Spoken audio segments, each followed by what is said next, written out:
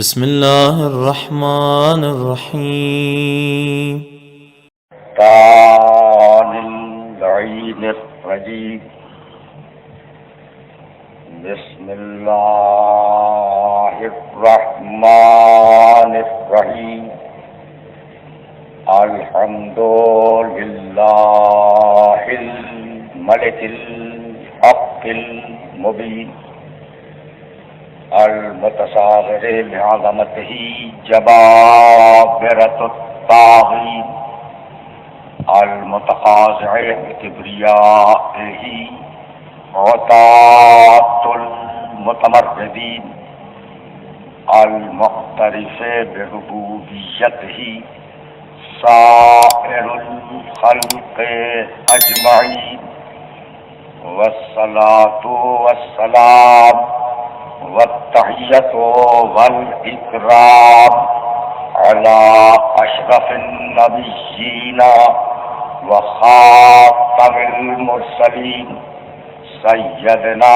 ومولانا أبي القاسم محمد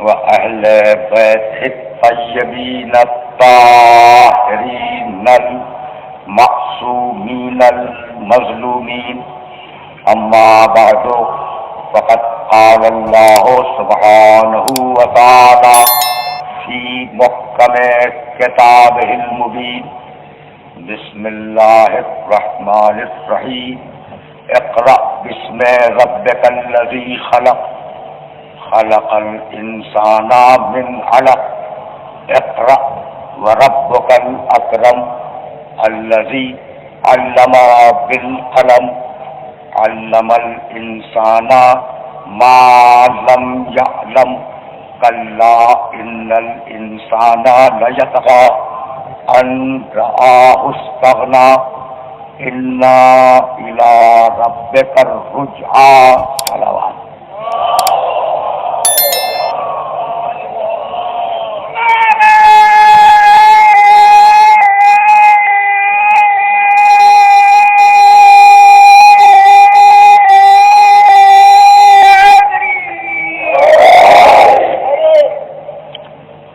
محترم، عالمی معاشرہ اور قرآن حکیم کے عنوان سے ہمارا سلسلہ گفتگو چوتھے مرحلے میں داخل ہو رہا ہے۔ مسلسل میں نے ان آیات کی تلاوت کا شرف حاصل کیا اور اپنے محترم سننے والوں کی خدمت میں ان آیات کا ترجمہ پیش کیا۔ جیسا کہ ابتدائی تقریروں میں یہ عرض کر چکا کہ یہ پہلی وحی ہے، یہ پہلا پیغام ہے جو انسانیت کے نام آیا ہے۔ اس پہلی وحی کا آغاز کیا ہے پروردگار نے اپنی خالقیت کے اعلان سے۔ پڑھو، اپنے رب کے نام سے پڑھو جس نے خلق کیا، اور دو مرتبہ سے خلق آیا۔ پہلی آیت پڑھو اپنے رب کے نام سے جس نے خلق کیا، خلق الانسان من علق، جس نے انسان کو جمے ہوئے خون سے اور لیونگ سیل سے خلق کیا۔ تو خالقیت پر بڑا ناز ہے پروردگار کو۔ بھائی عجیب بات ہے اور ناگزیر ہے کہ میں یہ جملہ کہہ کے پھر آگے بڑھوں کہ بھائی خالق اور موجد میں فرق ہے۔ خالق اور ہے، موجد اور ہے۔ پینسلین کو کسی نے ایجاد کیا، کسی نے بلب ایجاد کیا، بھائی اب کسی نے ہوائی جہاز ایجاد کیا، کسی نے طیارہ ایجاد کیا، کسی نے ریل کے سسٹم کو، نظام کو ایجاد کیا۔ تو موجد اور خالق اور فرق کیا ہے؟ موجد وہ جو چیزیں پائی جا رہی ہیں، موجد جو چیزیں پائی جا رہی ہیں ان میں مخصوص تناسب قائم کرے، مخصوص ترکیب پیدا کرے، مخصوص ترتیب عطا کرے اور عطا کرنے کے بعد ایک چیز بنا دے۔ اور جب وہ چیز بن گئی تو اب اس کے اختیار میں نہیں ہے، یعنی جس نے ریل بنائی اب ریل اس کے اختیار میں نہیں ہے کہ اس کی مرضی سے چلے اور اس کی مرضی سے چلے۔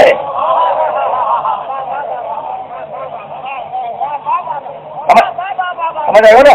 یہ فرق موجود اور خارج کا فرق اگر سمجھ میں آ گیا تو میں یہیں سے آگے بڑھوں گا، یہیں سے آگے بڑھوں گا۔ میں سنتے جاؤ اور آج تو عجیب و غریب اتفاق ہے، حضرت مولانا عقیل الغربی تشریف فرمائے، میرے نوجوان دوست اور بر صغیر ہندوستان اور پاکستان کے ممتاز ترین علماء میں اور خطبہ میں آپ کا شمار ہے۔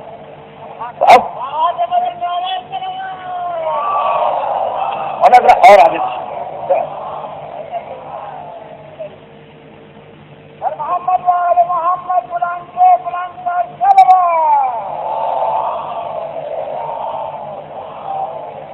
دیکھو، تمہیں ایک سچ بات بتاتا جاؤں، اہل علم کا وجود برکت ہے،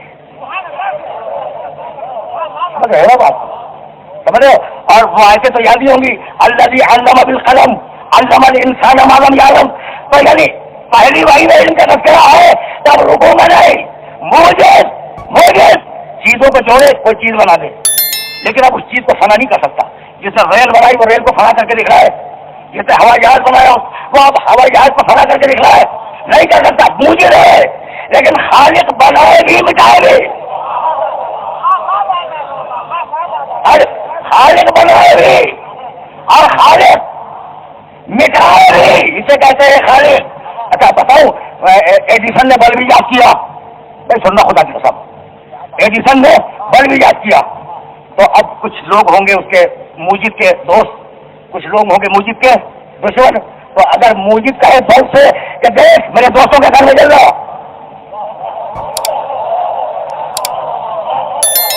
بلب بھی سنے گا، نہیں سنے گا بھائی۔ جس نے طیارہ ایجاد کیا، جس نے ہوائی جہاز ایجاد کیا، وہ ہوائی جہاز کو حکم دے کہ بس وہ بیٹھے اور انہیں لے جا جو میرے دوست ہو، خبردار ہوا دشمنوں کا سوال نہ کرنا۔ جس نے کمپیوٹر ایجاد کیا، کمپیوٹر، وہ کہہ دے کہ میرے دوستوں کے ہاتھ سے کام نہ کرنا، تو موجد بنا لے پھر بے اختیار ہو جائے، اور خالق وہ جو بنا کر کنٹرول اپنے ہاتھ میں رکھے۔ بھائی لکڑی تو لکڑی ہے، بنی اسرائیل کے ہاتھ میں ہے لکڑی ہے، موسیٰ کے ہاتھ میں ایسا بن جائے۔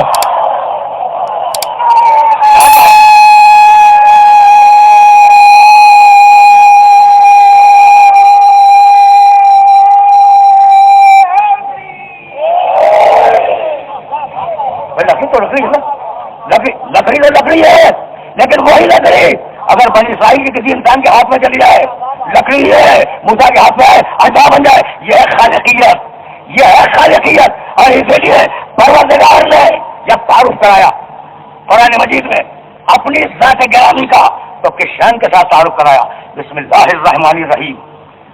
کچھ آیتیں سنتے جاؤ، کچھ آیتیں سنتے جاؤ، قرآن کا پڑھنا بھی عبادت، قرآن کا سننا بھی عبادت، اور اس لیے بھی سنتے جاؤ کہ کتاب کافی ہے نا۔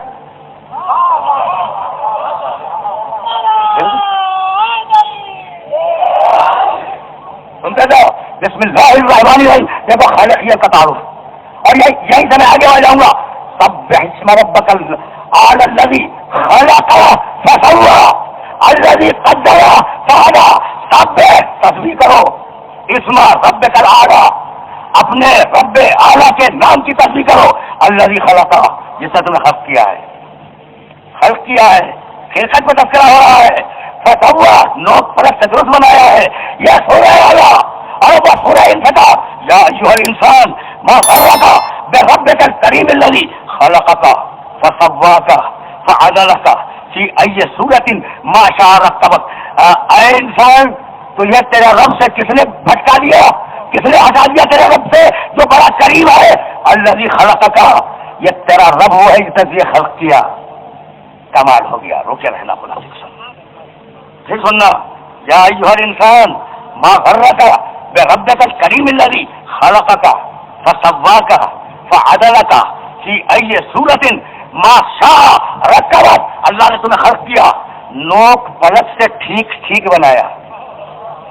سواکا کا ترجمہ کر رہا ہوں، عدلک، تمہارے جسموں میں عناصر کا توازن قائم کیا، فی ای صورت ما شاء رکبک، اور اچھی تصویریں بنائی۔ کمال کی بات ہے، اچھی تصویریں بنائی۔ یہ جو بیٹھے ہوئے لوگ ہیں نا، یہ اللہ کی بنائی ہوئی تصویریں ہیں۔ بھائی رکے رہنا خدا کی قسم، اچھی تصویریں بنائی، فی ای صورت ما شاء رکبک، سورت تصویر۔ بھائی بھول گئے، هو اللہ الخالق الباری المصور، لہو الاسماء الحسنی، اللہ ہے، خالق ہے، قدم سے وجود میں لانے والا ہے، مصور ہے، تصویر بناتا ہے. سوال ہو گیا نا بھائی، بہت توجہ ہے، بہت توجہ ہے. تصویر بناتا ہے، مصور ہے. بھائی سورہ مومن میں آتی صورکم فاحسن صورکم، اللہ نے تمہاری تصویریں بنائی، اللہ نے تمہاری تصویریں بنائی، اور جو بہترین تصویر ممکن تھی وہ بنائی. تو تم ہو اللہ کی تصویر، ایک ایک انسان اللہ کی توجہ ہے، اللہ کی تصویر ہے. یہ سارے بیٹھے ہوئے لوگ اللہ کی تصویر ہے. اچھا تو مصور کو تو جانتے ہو نا؟ تو سنو، دو چار جملے سن لو، میں بہت تیزی کے ساتھ آگے بڑھ جاؤں گا. جانتے ہو نا مصور کو؟ مصور جگہ چاہیے بنانے کے لیے، کینوس چاہیے کہ تصویر اسے بنائے، روشنی ہو جب تو بنائے، اندھیرے میں کیا خاص بنائے گا. اور یہ مصور ایسا ہے جو جگہ میں بیٹھ کے نہیں بتے مادر میں بناتا ہے.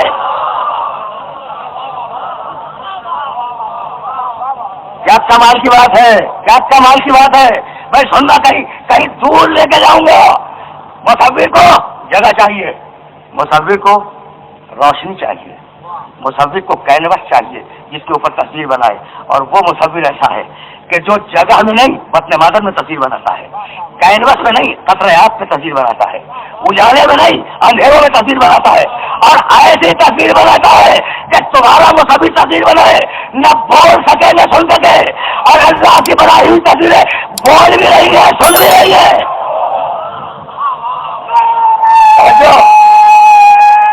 مصور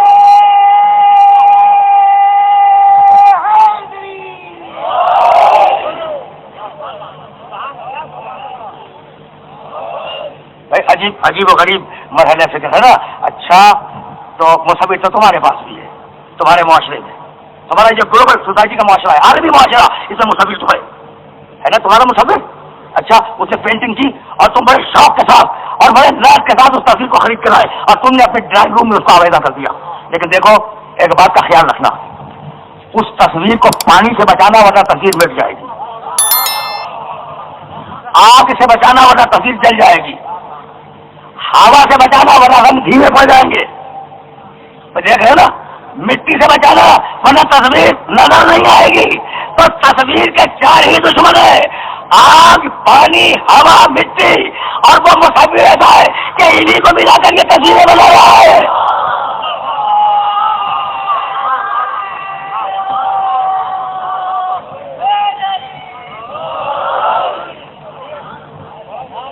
پہنچ رہی ہے بات، پہنچ رہی ہے بات. یا ایھا الانسان ما غرک بربک الکریم الذی خلقک فسواک فعدلک فی ای صورۃ ما شاء رکبک. میں ہوں خالق، کوئی اور خالق نہیں ہے. یہ سورہ انفطار اور وہ سورہ حجرات. یا ایھا الناس انا خلقناکم من ذکر و انثی وجعلناکم شعوبا وقبائل لتعارفوا ان اکرمکم عند اللہ اتقاکم. دیکھو پوری انسانیت تک رہا ہے. انسانوں میں نے تمہیں خلق کیا، میرے علاوہ کوئی اور خالق نہیں ہے. یہ سورہ بتا دے رہے، یہ سورہ حجرات، یہ سورہ حجرات. اور ہم سورہ آل عمران انا فی خلق السماوات والارض واختلاف اللیل والنہار لآیات لأولی الالباب. ہم نے آسمان و زمین کی تخلیق میں اور رات دن کے آنے میں نشانیاں رکھی ہیں اپنے وجود کی صاحبان عقل کے لیے. سن رہے ہو نا آیتیں؟ الا فی خلق السماوات والارض واختلاف اللیل والنہار لآیات لأولی الالباب.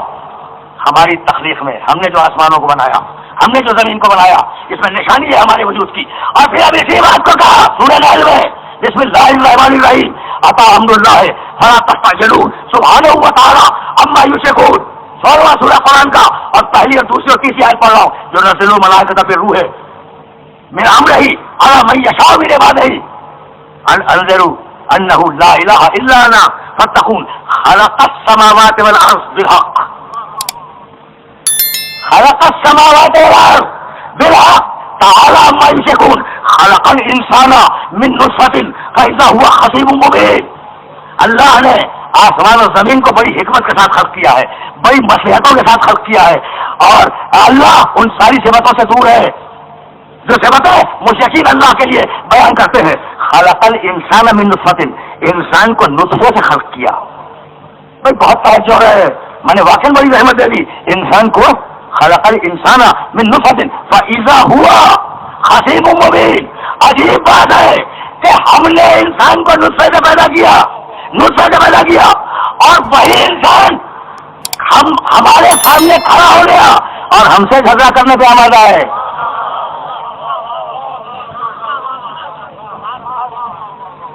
کیا ذلیل کیا ہے خدا کی قسم, کیا ذلیل کیا ہے قرآن مجید نے اس مقام پر انسانیت کو.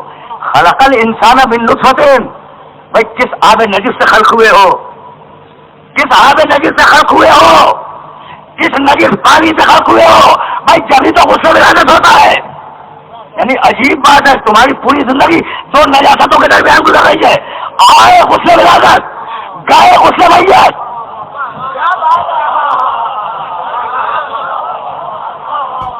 بڑی عقل ہے, بڑا ناز ہے کہ ہم وزیر ہو گئے, ہم وزیر اعظم ہو گئے, ہم صدر مملکت ہو گئے, ہم دنیا کی بڑی طاقت بن گئے. بڑی عقل ہے, لیکن کبھی سوچا آئے تو غسل ولادت نجس سے پاک کیے گئے, جا رہے ہو تو غسل میت نجس ہو گئے تو پھر پاک ہو جاؤ. تو تمہاری زندگی دو نجاستوں کے درمیان گزر رہی ہے. اور ایک ایسا تھا کہ پیدا ہوا تو کعبے میں گیا تو وجہ سے.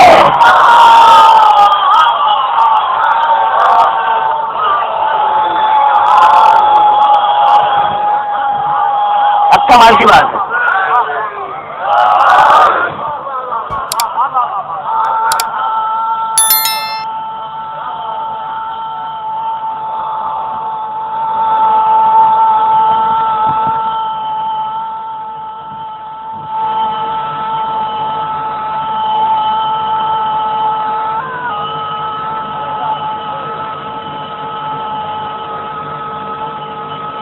یہ سانس کا کمال دیکھ رہے ہیں.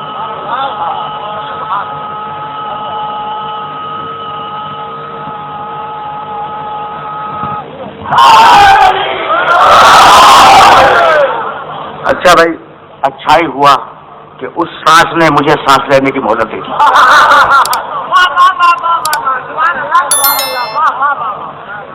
ٹھیک ہے نا.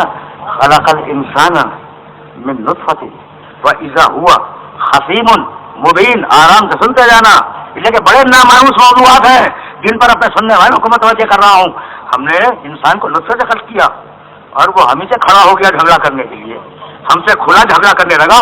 یہ ہے عالمی معاشرے کا انسان, عالمی معاشرہ. قرآن حکیم یہ ہے عالمی معاشرے کا انسان. آپ قرآن حکیم کی نصیحت, اقرأ بسم ربک الذی خلق, خلق الانسان من علق. آغاز خلقت, انا الی ربک الرجعی, انجام رجعت. یہی لانا تھا, آغاز خلقت انجام رجعت. بھائی اسی کو تو مشہور آیت میں کہتے ہو نا, انا للہ و انا الیہ راجعون. ہم اللہ کے لیے ہیں, ہم اسی کی بارگاہ میں پلٹ کے جانے والے ہیں. بھائی لایا وہ ہے, لے وہ جائے گا. کیا آپ کی خوشی سے آئے ہو؟ بھائی دیکھو, آدمی روتا اس بات پر ہے جو مزاج کے خلاف ہو.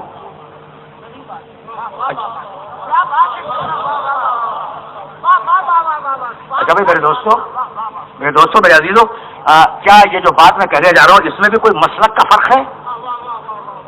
کسی مسلک کا فرق نہیں ہے نا بھائی. یہ تو مشاہدے کی بنیاد پر کہہ رہا ہوں میں کہ آدمی روتا اس بات پر ہے, آدمی روتا اس بات پر ہے جو مزاج کے خلاف ہو.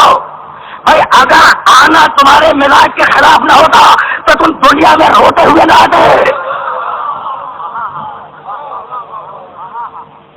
سمجھ رہے ہو نا بات پہنچ رہی ہے نا. اگر رونا مزاج کے خلاف, بھائی توجہ رہے, اگر آنا مزاج کے خلاف نہ ہوتا تو پھر اس دنیا میں روتے ہوئے نہ آتے. تو آئے تھے تو آنا خلاف مزاج تھا, اور جب آ گئے تو اب جانا خلاف مزاج ہے. کوئی جانے کو تیار نہیں ہے. اور یہی ہے قرآن حکیم کی نصیحت کہ لایا بھی وہ, لے بھی وہی آئے گا. سمجھ رہے ہو اس بات کو؟ اگر یہاں تک آ گئے ہو, میرے ساتھ آ چکے ہو اگر اس مرحلے تک, تو اب سنتے جاؤ. آغاز خلقت سے وہ آیت جو سنہ کلام میں پڑھی گئی, انجام رجب پر اس کی بارگاہ میں جانا ہے, اور درمیان میں کلا ان الانسان لیطغی. اچھا بھائی اس سے اوپر الذی علم بالقلم, یہ اللہ وہ ہے جس نے قلم سے لکھنا سکھلایا. علم کی تعریف ہو رہی ہے. کبھی کسی موقع پر عرض کروں گا، بھائی کمال کی بات ہے، قلم سے لکھنا سکھلایا. علم الانسان ما لم یعلم، انسان کو سب کچھ سکھلا دیا، انسان کو سارے علم دے دیے. کلا ان الانسان لیطغی، لیکن عجیب بات ہے، انسان سرکشی کیے جا رہا ہے، اپنے آپ کو مستغنی سمجھتا ہے، سرکشی کیا جا رہا ہے. تو صرف مال میں سرکشی نہیں ہے، صرف اقتدار میں سرکشی نہیں ہے، علم میں بھی سرکشی ہوتی ہے. دیکھو بڑا دقیق مرحلہ فکر ہے، سرکشی علم میں بھی ہوتی ہے. تم پوچھو گے نا، تم پوچھو گے کہ یہ علم میں سرکشی کہاں سے آ گئی، تو جس نے بلب ایجاد کیا تھا کیا وہ جاہل تھا؟ میں سوال کر رہا ہوں، جس نے کمپیوٹر، اچھا یہ انسانی منفعت کی چیزیں ہیں، بلب ایجاد کیا کیا وہ جاہل تھا؟ بھائی علم ہی کی بنیاد پر تو بلب ایجاد کیا نا. اچھا کمپیوٹر آج دنیا کا 8واں عجوبہ، علم ہی کی بنیاد پر تو ایجاد ہوا ہے نا. طیارے علم ہی کی بنیاد پہ ایجاد ہوئے ہیں، اور ایٹم بم وہ بھی تو علم ہی کی بنیاد پہ آیا ہے. وہ میزائل جو پھینکے جا رہے ہیں وہ بھی علم کی بنیاد پہ آئے ہیں. تو جب بڑی طاقت ہے یہ دیکھتی ہے کہ دولت ہمارے پاس، سرمایہ ہمارے پاس، علم کے سارے خزانے ہمارے پاس، ٹیکنالوجی میں ہم نے عروج حاصل کر لیا، تو چاہتی ہے کہ دوسری قوموں کو غلام بنا لے. بھائی بہت توجہ رہے، بہت توجہ رہے. علم علم تنہا اگر کسی کے پاس ہو تو پورے معاشرے کو ظالم بنا دے. اب بڑی قوموں کو ناز کیا ہے؟ فیکٹریاں، دیو ہیکل فیکٹریاں ہمارے پاس، اسلحے بنانے کے کارخانے ہمارے پاس، سارے مبادلہ دنیا کا ہمارے پاس، ساری طاقت دنیا کی ہمارے پاس، معیشت پر سارا کنٹرول ہمارا. تو ہم دوسری قوموں کو غلام بنائیں گے. یہ ہے سرکشی، یہ ہے تکبر. آج اسلحہ ڈھالنے والی فیکٹریاں اتنا اسلحہ پھینک چکی ہے کہ اگر وہ سارا کا سارا استعمال ہو جائے تو چند گھنٹوں میں قریش ہوا میں بکھر جائے. سن رہے ہو بھائی، سن رہے ہو میں کیا کہہ رہا ہوں؟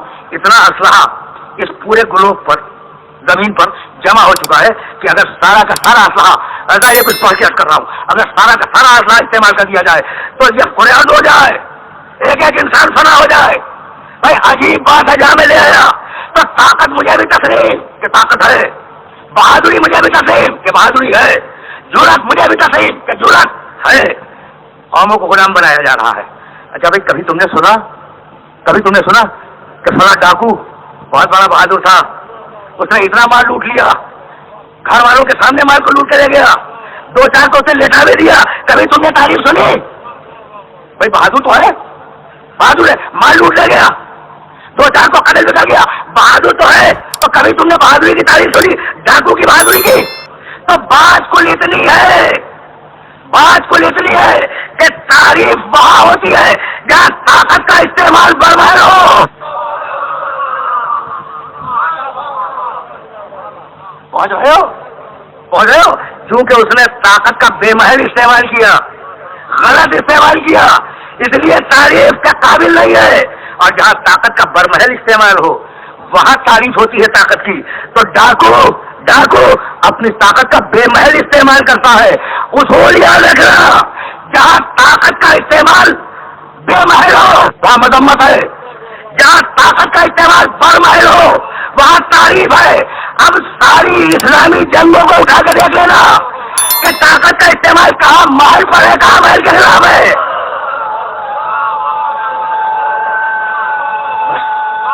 ساری اسلامی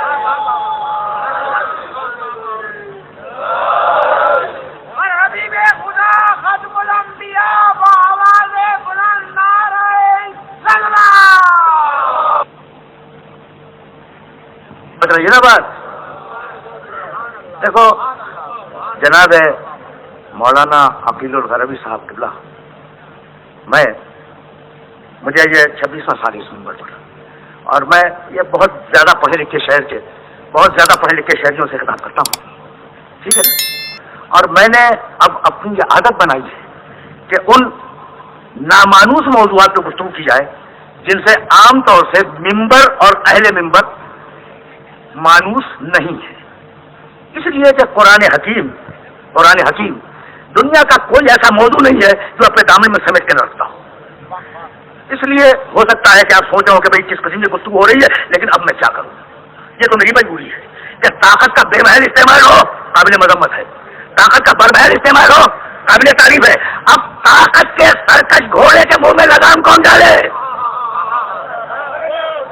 بھائی مسئلہ تو سارا یہ ہے کہ طاقت کے سارے گھوڑے سرکش ہیں، ان کے منہ میں لگام کون ڈالے؟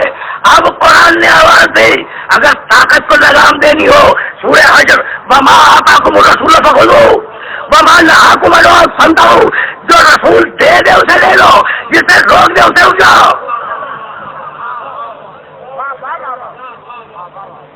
میرے دوستو، میرے عزیزو، سورہ حشر بھائی سننا، اب تو پہنچا ہوں میں تمہید کے بعد اس مرحلے پر جس مرحلے پر آج بات کو روک لینا ہے۔ سورہ حشر 59واں سورہ قرآن کا، وما آتاکم الرسول فخذوہ، رسول جس کی دعوت دے اسے قبول کرو، رسول جو دے اسے لے لو، وما نہاکم عنہ فانتہوا، اور جس سے رسول روکے فانتہوا، رک جاؤ، ٹھیک ہے نا۔ یہ ہے سورہ حشر، اور بڑی مانوس آگے پڑھوں گا توفیق، اور یہی سے میں آگے بڑھ جاؤں گا۔ میرے نبی کو سمجھ لو، سارا مسئلہ حل ہو جائے گا۔ رسول جس چیز کی دعوت دے کرو، جس سے روکے رک جاؤ۔ رسول جو دے وہ لے لو۔ میں نے کہا رسول جو دے، میرے محترم سامع نے کہا لے لو، یہی ہے نا آیت، یہی ہے نا، وما آتاکم الرسول فخذوہ، جو رسول دے وہ لے لو۔ یہ تو نہیں کہا کہ جو رسول مانگے وہ مت دینا۔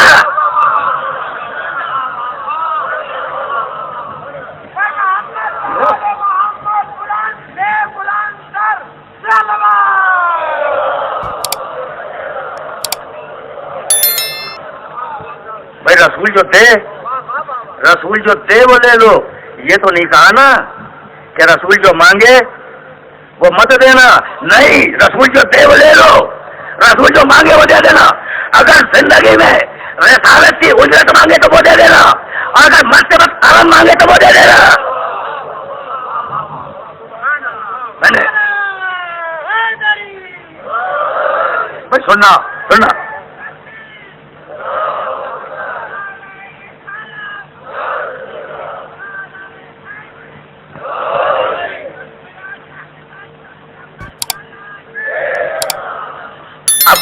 اب میں اپنے سننے والوں کی خدمت میں کچھ مانوس آیتیں ہدیہ کروں گا۔ وما سورہ حشر وما آتاکم الرسول فخذوہ وما نہاکم عنہ فانتہوا، رسول جو دے دے وہ لے لو، رسول جسے روکے اسے رک جاؤ۔ سورہ حشر اور سورہ احزاب، یا ایھا النبی انا ارسلناک شاہدا ومبشرا ونذیرا وداعیا الی اللہ باذنہ، حبیب تو دعوت دے، پکار بولا اپنی طرف، بھائی یہی ہے نا، داعیا الی اللہ، اللہ کی طرف دعوت دینے والا۔ یہ سورہ احزاب اور وہ سورہ نحل 16واں سورہ قرآن کا، ادعو الی سبیل ربک بالحکمت والموعظۃ الحسنہ وجادلہم باللتی ہی احسن ان ربک هو اعلم بمن ضل عن سبیلہ وهو اعلم بالمہتدین۔ حبیب لوگوں کو دعوت دے، لوگوں کو پکار، لوگوں کو بلا اللہ کے راستے کی طرف۔ تو یہ محمد کا کام لوگوں کو اللہ کے راستے کی طرف بلانا۔ لوگ جتنے آگے جائیں اور جتنے اسلام سے قریب ہوتے جائیں اتنے ہی صاحب فضیلت۔ اب رک جاؤ، میں نے یہ ساری زحمت اس مرحلے کے لیے دی تھی۔ ابھی تو دعوت دے لوگوں کو اسلام کی طرف۔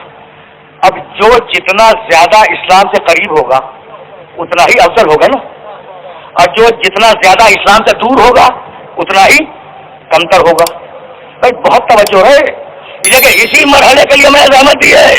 صحابہ کرام، اولیاء اعظام، بڑے بڑے فقہا، بڑے بڑے بزرگ، پوری ملت کے سارے بڑے علماء، پہنچے ہوئے لوگ، ان سب کے لیے ایک معیار بتلا رہا ہوں۔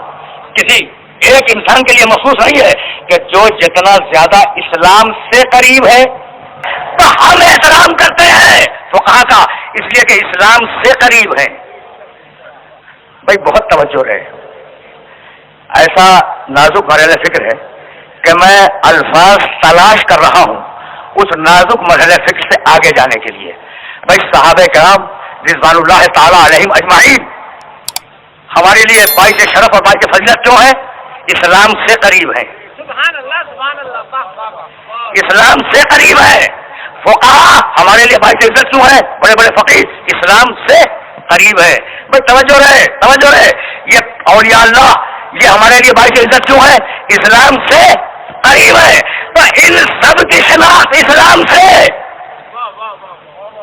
فقہا پہچانے گئے اسلام سے، بھائی توجہ ہے، فقہا پہچانے گئے اسلام سے، اولیاء پہچانے گئے اسلام سے، صحابہ کرام پہچانے گئے اسلام سے، لیکن اسلام پہچانا جائے کس سے؟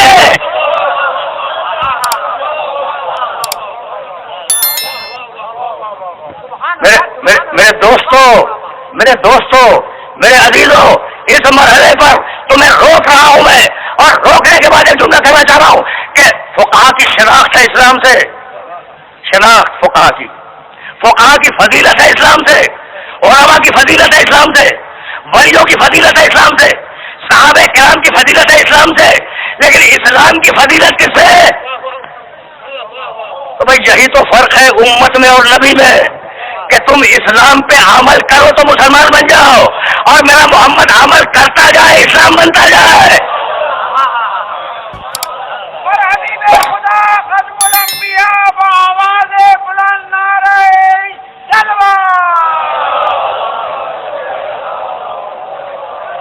بس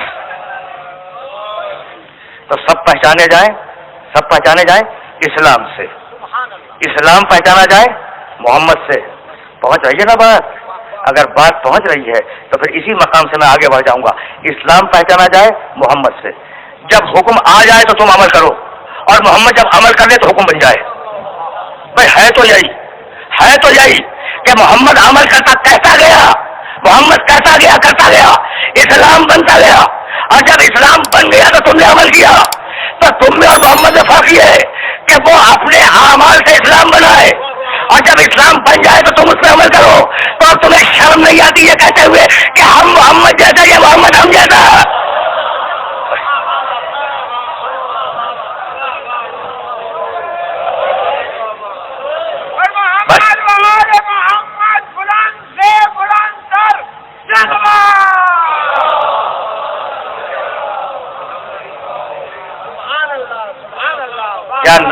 کیا نازک مرحلہ فکر ہے، جس مرحلہ فکر پر بات کو روک رہا ہوں۔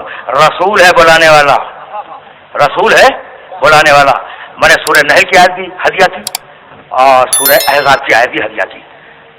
داعی ہے، داعین الی اللہ باذنہ، نحل میں حکم ہے ادعو، دعوت دو، اور سورہ انفال 8واں سورہ قرآن مجید کا اور اس کی 24ویں آیت، یا ایھا الذین آمنوا استجیبوا للہ وللرسول اذا دعاکم لما یحییکم۔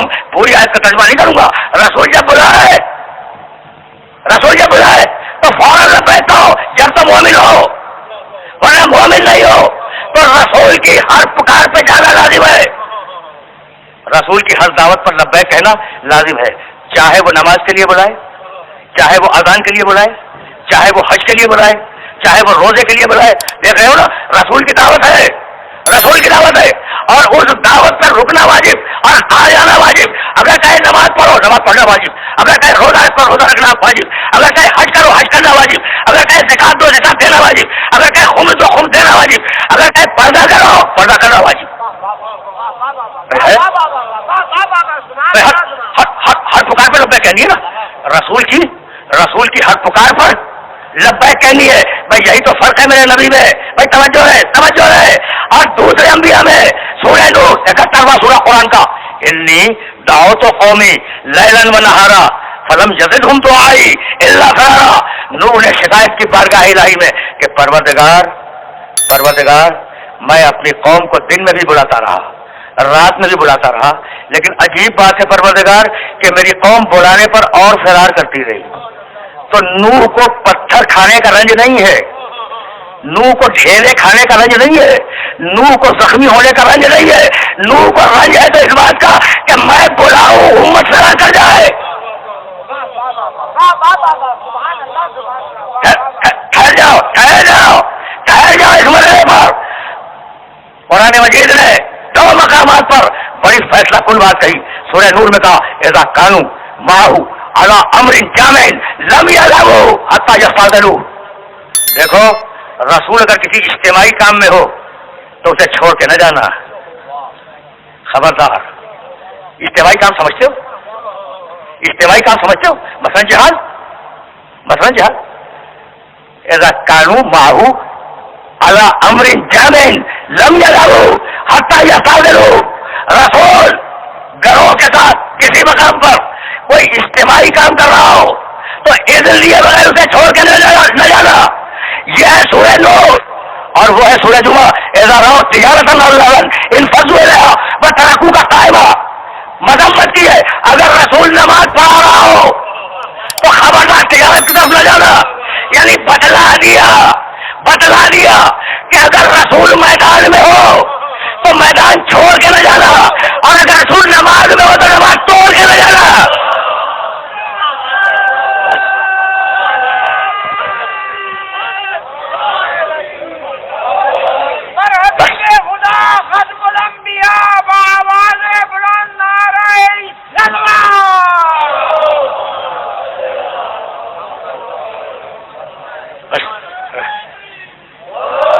بھائی بہت توجہ ہے. یہ دیکھیں اب تو میرے پاس میرے وقت میں گنجائش بھی نہیں ہے اور کہنا کچھ تھا کہا میں نے کچھ اور, لیکن جب آ گیا ہوں اس مرحلے سے یہ بھی ہوتا ہے کبھی کبھی تقاضائے وقت بلوا لیتا ہے.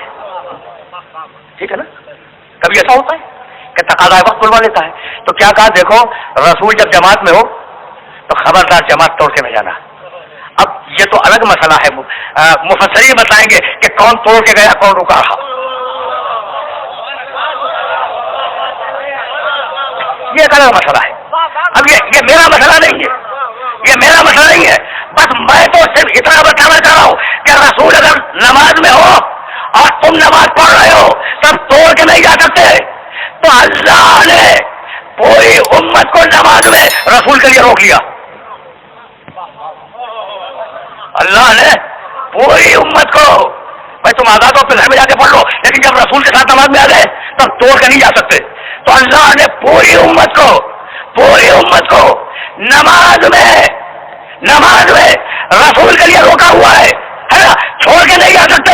اور عجیب بات ہے کہ رسول نماز پڑھا رہا ہے اور امت نماز پڑھ رہی ہے, اس لیے کہ اللہ نے روکا ہوا ہے. اور رسول سجدے کے عالم میں کہہ رہا ہے سبحان ربی الاعلی و بحمدہ, سبحان ربی الاعلی و بحمدہ. اتنے میں حسین آ کے بیٹھ گیا. تو اللہ نے امت کو روکا رسول کے لیے, رسول نے نماز کو روکا حسین کے لیے.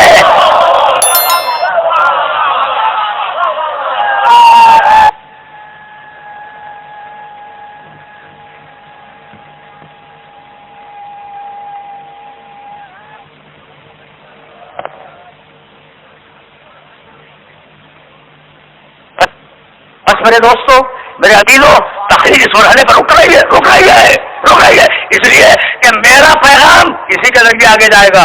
اب وہ پیغام نماز ہو, پیغام روزہ ہو, پیغام حج ہو, وارث بھی یہی ہے جو کچھ بیٹھا ہوا ہے. سمجھ رہے ہو نا بات کو؟ تو اب یہ جو دعوت دی جا رہی ہے, ابھی میں مجلس انشاءاللہ اذان مغرب سے پہلے ختم کروں گا. ظاہر ہے کل بھی میں نے کوشش کی اور مختلف مسالک کے محترم سننے والے ان کی یہ خواہش تھی کہ انہیں اتنا وقت دیا جائے کہ وہ اپنی اپنی مسجدوں تک پہنچ سکے. تو ظاہر ہے کہ اذان سے پہلے ہی یہ مجلس ختم ہوگی. یہ اذان جو ہے یہ کیا مؤذن کی دعوت ہے؟ رسول کی دعوت ہے. بس میری تقریر تمام ہو رہی ہے. وہ جو ہے سبیل ربک کا یہ مؤذن کی دعوت نہیں ہے, یہ رسول کی دعوت ہے. رسول بلا رہا ہے. اب سمجھ میں آئی نماز کی اہمیت؟ کچھ سمجھ رہے ہو بات کو؟ رسول بلا رہا ہے, مؤذن تو رسول کے قول کو نقل کر رہا ہے. اچھا اب یہ الگ مسئلہ ہے, بھائی توجہ ہے, الگ مسئلہ ہے کہ یار نے تاریخ نے لکھ دیا کہ رسول نے مشورے سے اذان مرتب کی تھی. کمال ہو گیا, مشورے سے اذان مرتب ہے. اور میں نے کبھی کہا تھا کہ صحیح کتابوں میں بھی ہے, اور میں نے یہ جملہ بھی کہا تھا اور اپنے اس جملے کو اپنی ہی تقریر سے مستعار لے رہا ہوں. صحیح کتابوں میں بھی ہے کہ رسول نے مشورہ کیا تھا بہت سے لوگوں سے اور اس کے بعد اذان مرتب فرمائی. ٹھیک ہے نا؟ تو میں نے کہا تھا کہ بھائی اگر کتابیں صحیح ہوں تو یہ بالکل ضروری نہیں ہے کہ اسے لکھنے والے بھی صحیح ہوں.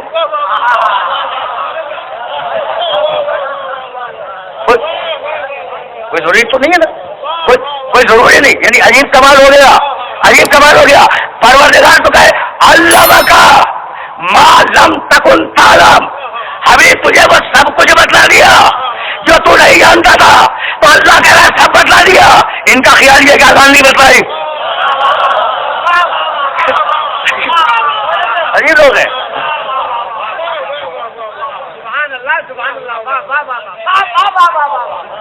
بھائی عجیب کمال کی بات ہے نا, عجیب کمال کی بات ہے.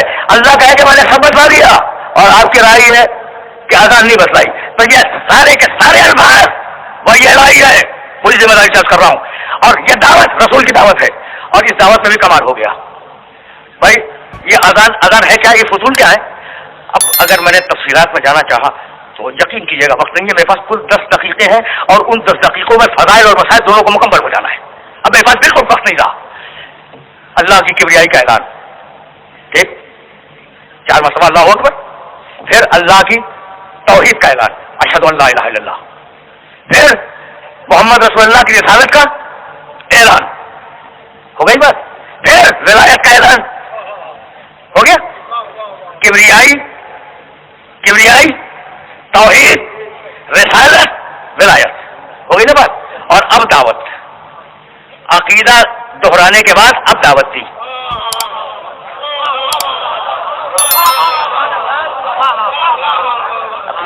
پہنچ رہی ہے بات بھائی, پہنچ رہی ہے نا. عقیدہ پہلے عقیدہ دہرایا نا عقیدہ موزل نے.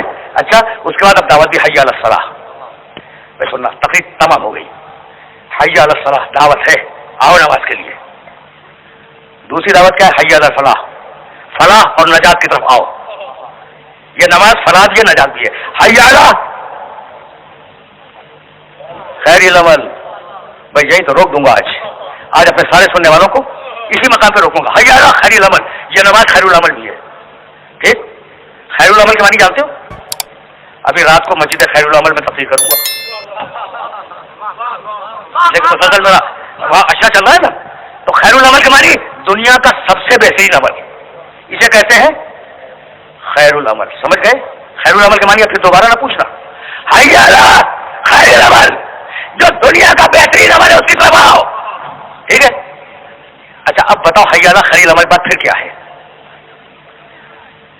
کوئی تو بولے. اللہ اکبر, پھر کبریائی کا اعلان, اور آخر میں کیا ہے؟ لا الہ الا اللہ, پھر توحید کا اعلان. تو بیچ میں ہے عمل, نماز, آگے بھی عقیدہ پیچھے بھی عقیدہ. تو بتلا دیا کہ جب تک عقیدہ صحیح نہ ہو عمل قبول نہیں ہوگا.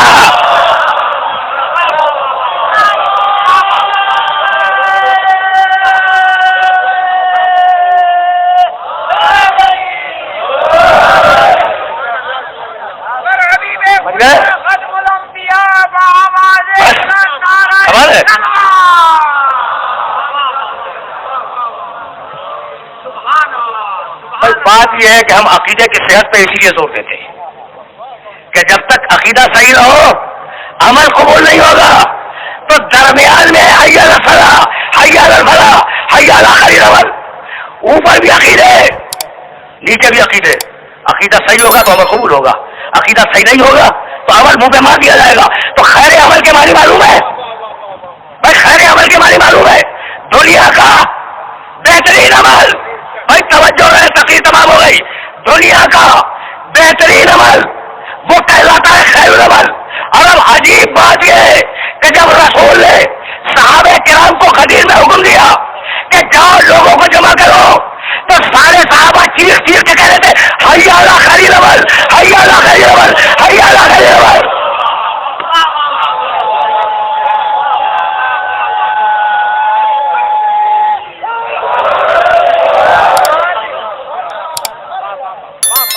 بھائی علی کی بات واضح ہو گئی نا.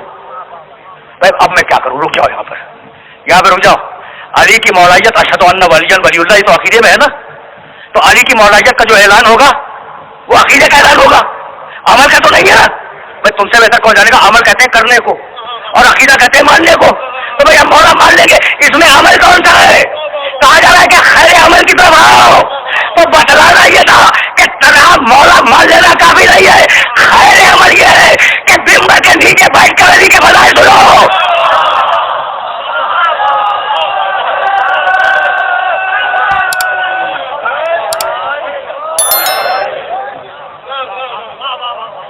یہ خیر عمل, فلاح سننا خیر عمل ہے.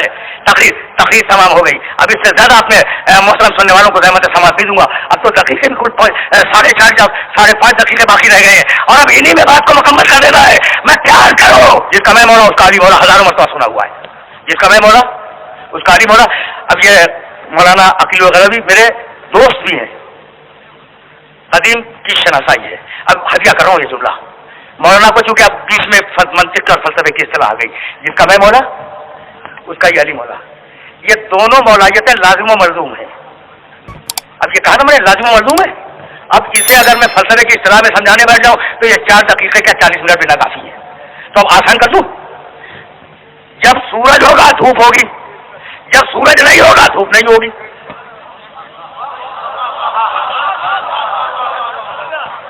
जब सूरज एक मिनट के लिए अच्छा जाना, जब सूरज होगा धूप होगी, जब सूरज नहीं होगा धूप नहीं होगी। अब इसी जुमले को रख दो, जब धूप होगी सूरज होगा, जब धूप नहीं होगी सूरज नहीं होगा। इसे कहते हैं लाजिम व मलजूम।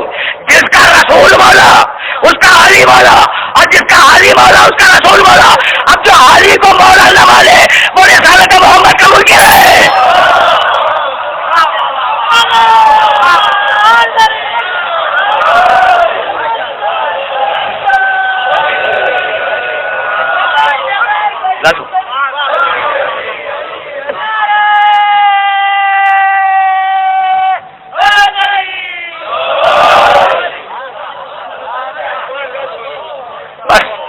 मेरे दोस्तों, मेरे अजीजों, तकरीर इस मरहले पर इख्तिताम पजीर हो गई और 3 या 4 दकीक़े दूंगा और उसमें बात को मुकम्मल कर दूंगा। मेरा नबी कैसा दावत देने वाला। ठीक है, खानदान का बुल है मुसलमान लोग, लेकिन जब दुनिया से गया है तो 1,25,000 से ज्यादा मुसलमान छोड़ के गया। कमाल किया है। ईसाइयों में क्या है। अब एक बात दरमियान में रह गई और अगर मुझे जनाब अशरफ अब्बास ने याद दिला दिया तो फिर कल अर्ज करूंगा। मेरे एक मोहतरम सुनने वाले ने, जिस सुनने वाले का ताल्लुक मेरे मकसद से नहीं है, मेरी पिछली किसी तकरीर पर कोई सवाल किया और मैं चाह रहा था कि उसे इस मरहले पर कोट करूं, लेकिन अब दामन वक्त में गुंजाइश बिल्कुल नहीं रही, वरना मैं उसे अर्ज करता। और तुम याद दिला देना अगर मैं भूल जाऊं तो। बस बात को मुकम्मल करने जा रहा हूं। कैसा अजीब रसूल था, कैसा अजीब रसूल था। मुशरिक मुसलमान बना दिए, यहूदी मुसलमान बना दिए, ईसाई मुसलमान बना दिए। खुदा की कसम खा के कह रहा हूं कि हुसैन जो पुश्त रसूल पे बैठा था ना, और रसूल ने बिस्ला के इशारा कर दिया कि ये मेरी विरासत का हामिल है, क्या भूल गए बहबे कल्बी को? ईसाई था मुसलमान हो गया। क्या भूल गए हुर को? मुनहरिफ किरदार रखता था, किरदार सुधार दिया। क्या भूल गए ज़ुआरक़ैन को? मुनहरिफ इस्लाम का वारिस था, सच्चे इस्लाम पे ले आए। ठीक है ना। लेकिन मैं कैसे अपने सुनने वालों की खिदमत में अर्ज करूं। बस 2 जुमले सुनो और मुझे इजाजत दे दो। हुसैन अपने दोष मुतहर पर पूरी रिसालत की जिम्मेदारी नियाबत की सूरत में लिए हुए हैं। मुनहरिफ ईसाई आए, देखो औरत को कुछ और अजीज हो या ना हो, अपना सुहाग बहुत अजीज होता है।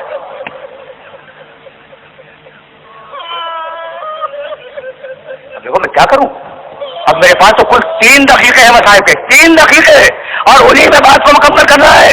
वो फायदे कल्बी की दौजा कभी फिर नहीं। और अब ज़ुहैर की दौजा का जिक्र सुनोगे, बस 2 जुमलों में सुनो और मुझे इजाजत दे दो। आज मैं तफसीली मसाइब भी नहीं पढ़ूंगा। ज़ुहैर साहिब हैसियत थे, शहीद हो गए ना हुसैन के साथ। जब ज़ुहैर की ज़ौजा को कूफे में ये इत्तला मिली कि ज़ुहैर हुसैन के साथ मारे गए, तो अपने गुलाम को बुलाया, एक कफन दिया और कहा जा गुलाम जा, और ये कफन मेरे शौहर को पिला दे, उसे दफन कर दे और आके मुझे रिपोर्ट कर दे, मैं तुझे आजाद कर दूंगी। गुलाम ने कफन लिया, बस सुनो मुझे इजाजत दे दो, आज वक्त नहीं है। गुलाम ने कफन लिया, आया करबला, फिर वापस पहुंचा, कहा आ गया। ज़ौजा ने कहा आ गया। कहा बीबी मैं आ गया। कहा शाबाश, गुलाम ऐसे ही होते हैं, ऐसे ही गुलाम होते हैं जो अपने मालिकों का ख्याल रखते हैं। कहा बीबी लेकिन मैंने ज़ुहैर को कफन नहीं दिया।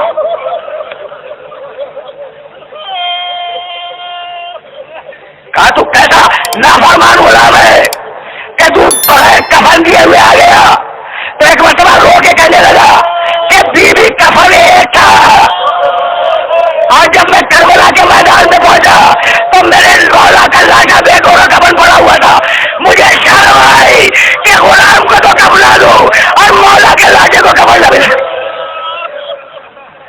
سيعلم الذين ظلموا أيّ منقلب ينقلبون ربنا تقبل منا إنك أنت السميع العليم. لبیک یا حسین لبیک یا حسین